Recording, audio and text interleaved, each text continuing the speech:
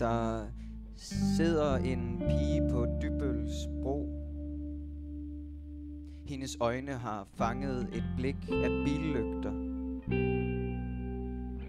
Hun leger, at fortovsfliserne er giftige. Hun er 14, men fuld. Det er alt for sent for en 14-årig fuld pige fra provinsen til at lege med giftige asfaltfliser. Det er alt for sent for en 14-årig fuld pige på Dybøls Bro.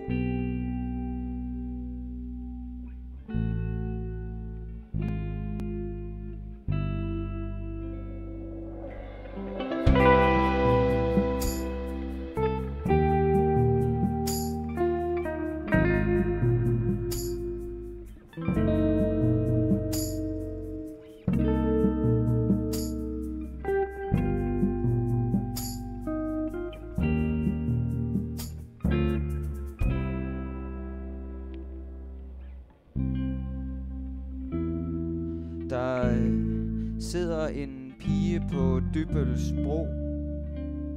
Hun går i et med byen.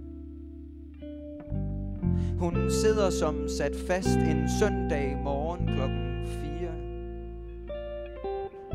Hun ser sine hænder som kontinenter og udpeger sig steder at forsvinde.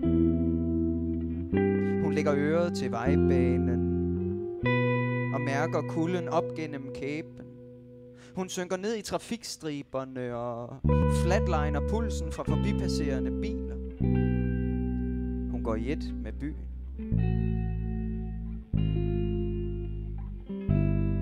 Og siv bryder asfalt.